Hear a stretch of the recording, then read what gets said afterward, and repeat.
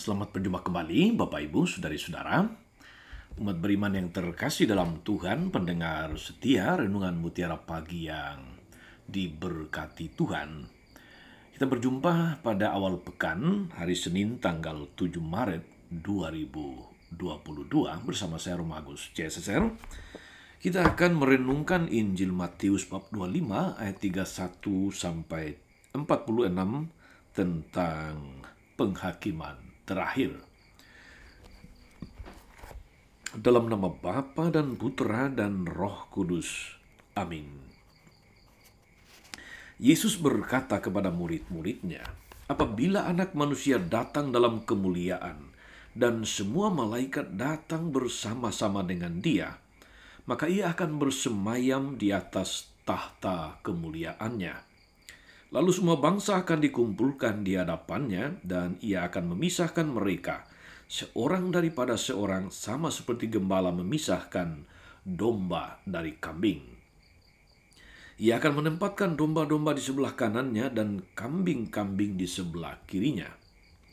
Lalu raja itu akan berkata kepada mereka yang di sebelah kanannya, 'Mari, hai kamu yang diberkati Bapa-Ku, terimalah kerajaan yang telah disediakan bagimu sejak dunia dijadikan.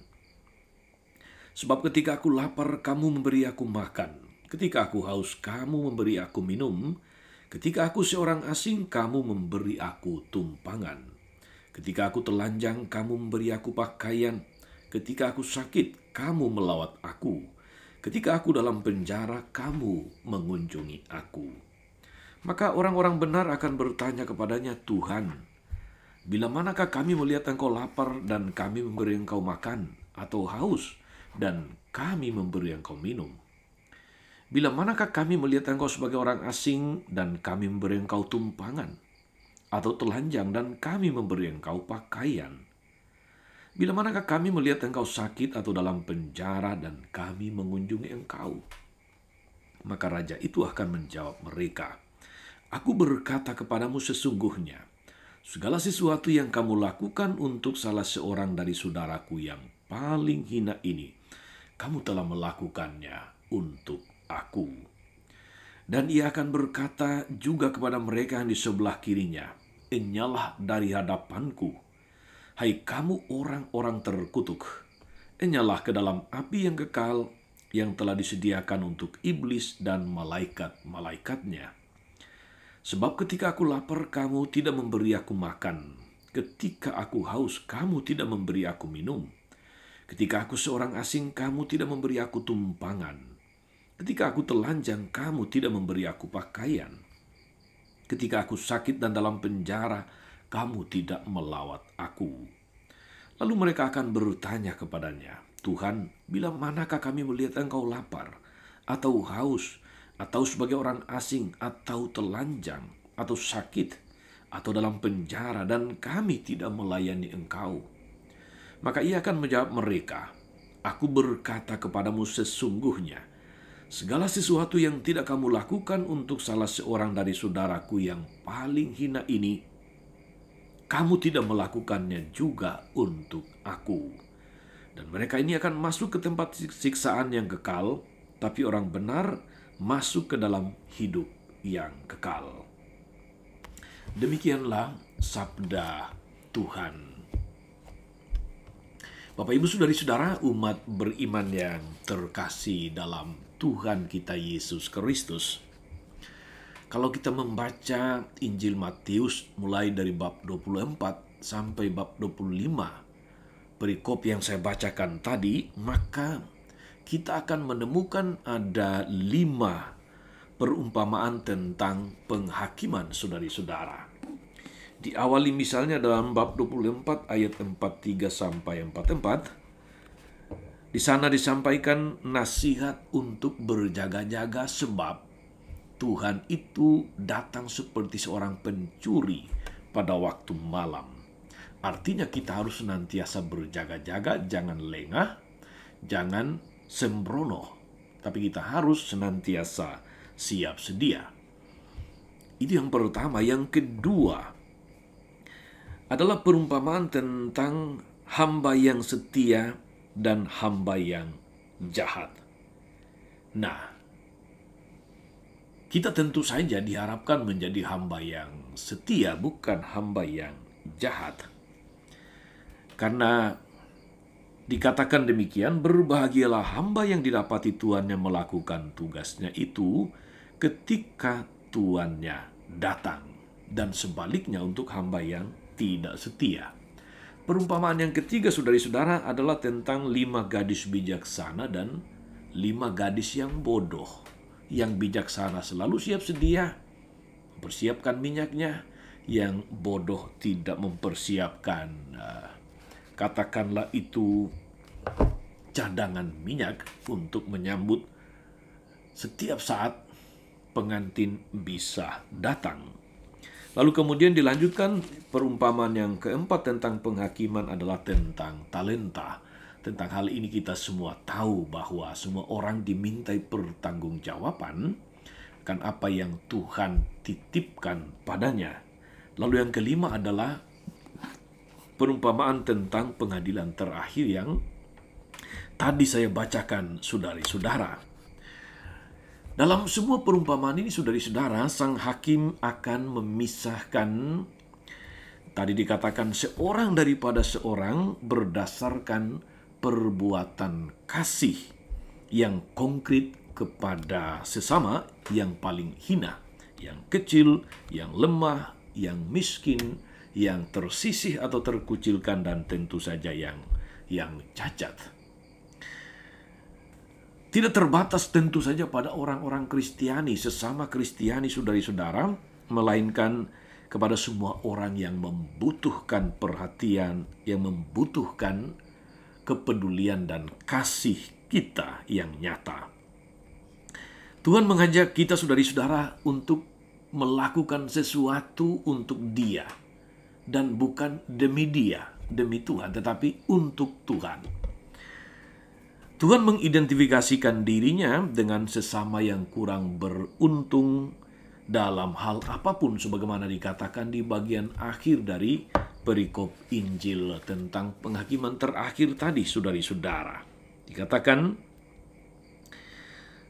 segala sesuatu yang tidak kamu lakukan untuk salah seorang dari saudaraku yang paling hina ini, kamu tidak melakukannya juga untuk aku.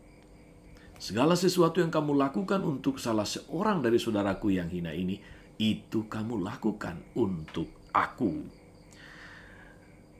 Setiap kali, saudara-saudari, kita lalai untuk menolong sesama yang paling hina, meskipun sebetulnya kita mampu, kita dapat membantu, itu artinya kita mengabaikan Tuhan sendiri. Atau sebaliknya, setiap kali kita punya hati untuk orang yang miskin, terlantar, yang butuh bantuan, itu berarti kita sedang melakukannya untuk Tuhan sendiri. Saudari-saudara, umat beriman terkasih, kita berada dalam masa prapaskah, masa puasa dan pantang. Kita katakan begitu. Doa dan mati raga kita, saudara-saudari, harus berujung atau bermuara kepada tindakan konkret yang membawa manfaat, yang membawa dampak bagi sesama. Maka dalam tradisi gereja Katolik kita mengenal yang namanya APP atau Aksi Puasa Pembangunan atau Aksi Nyata Prapaskah dan macam-macam kegiatan di sekitar itu. Kita tidak mengejar kekudusan atau keselamatan pribadi, saudari-saudara, tapi kita ingin bersama-sama berjalan bersama dengan semua orang untuk mencapai keselamatan bersama. Semua amal perbuatan baik kita, saudari-saudara, adalah bukti, adalah buah konkret dari iman yang sudah bertransformasi, iman yang berdampak. Sebab dikatakan oleh Rasul Yakobus misalnya, iman tanpa perbuatan itu adalah mati. Tentu, saudari-saudara, kita ingat ayat itu dan kita hafal betul.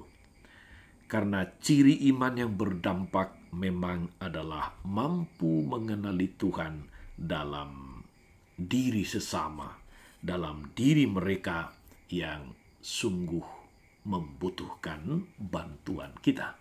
Maka jangan pernah memandang rendah, apalagi menolak saudara-saudara yang datang memohon bantuan kita. Meski kadang-kadang kita merasa tidak tidak nyaman terus-menerus. Tetapi bisa jadi itu adalah ujian iman dari Tuhan. Tidak mustahil. Karena itu saudara-saudara, mari kita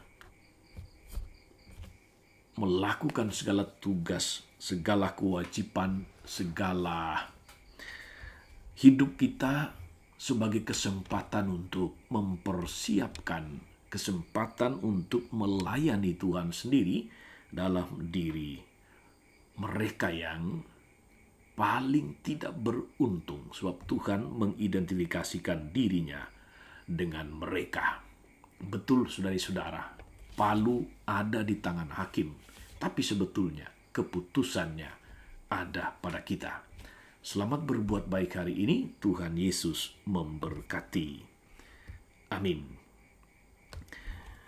Tuhan Yesus Kristus, kami bersyukur untuk firman-Mu yang mengingatkan kami terus-menerus, supaya hidup kami sebagai orang yang mengikuti Engkau senantiasa berdampak dalam hidup bersama dengan orang-orang lain teristimewa yang miskin, yang hina, yang kecil, yang terkucilkan, yang cacat. Ampunilah kami karena seringkali lalai menemukan dan melayani-Mu yang hadir dalam diri sesama yang membutuhkan. Semoga pengampunan-Mu di masa prapaskah ini membangkitkan semangat kami untuk makin banyak berbuat baik kepada siapapun di sekitar kami. So, Engkaulah Tuhan dan pengantara kami sepanjang segala masa. Amin. Saudari-saudara sekalian, berkat Allah turun atas saudari-saudara, atas mereka yang kita doakan atau kita janjikan doa. Mereka yang sakit dan menderita, segala rencana, karya, dan pelayanan hari ini, Bapa dan Putra dan Roh Kudus. Amin. Jangan lupa like, subscribe, nyalakan lonceng notifikasinya. Salam 52, Tuhan memberkati.